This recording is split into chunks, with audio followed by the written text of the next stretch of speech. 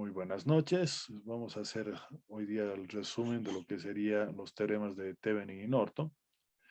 El teorema de Thevenin, la idea es que va a sugerir cambiar todo lo que es una red eléctrica por un equivalente de una fuente de voltaje en serie con una resistencia, ¿no?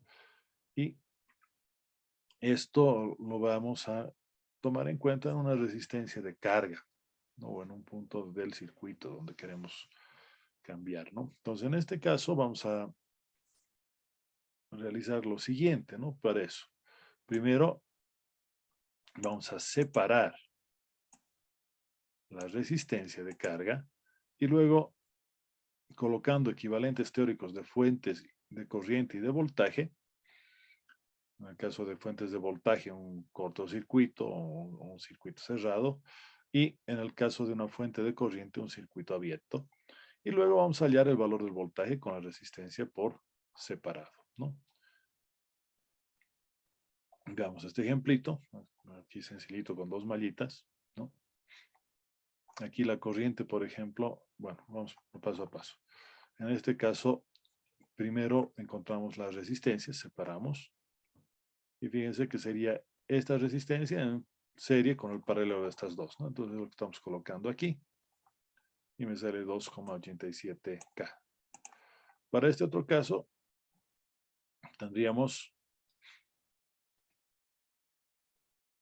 solamente esta malla, porque aquí en esta resistencia, al no haber corriente, no hay voltaje.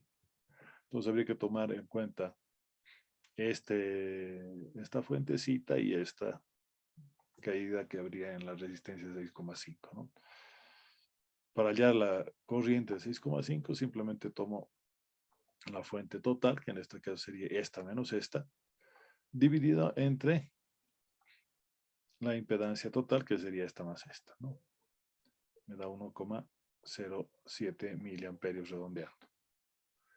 El voltaje, no hace más que multiplicar esto por 6,5, ¿no? Estoy tomando el valor no redondeado para encontrar, ¿no? Por eso me sale 6,93, ¿no?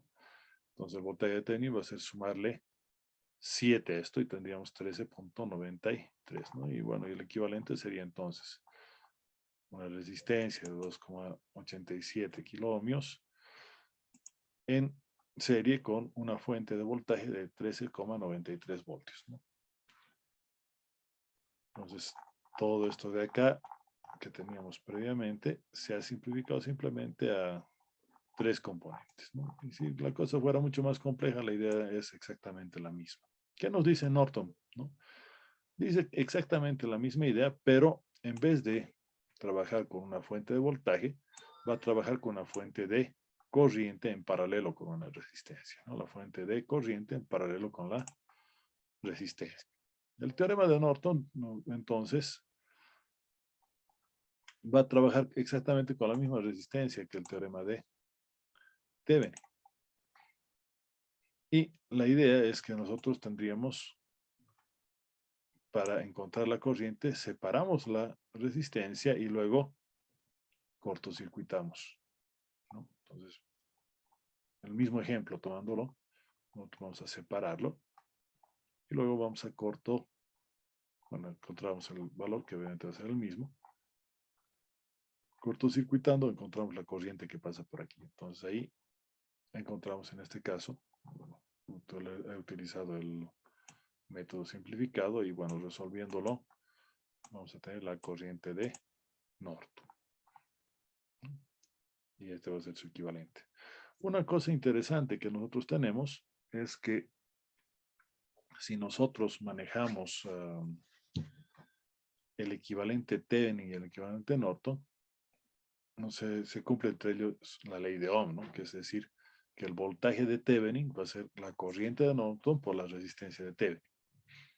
O si quieren, la corriente de Norton va a ser el voltaje de Thevenin sobre la resistencia de Norton, ¿no? Entonces, eso tendríamos extra. Espero que les haya gustado. Nos vemos en la siguiente clase.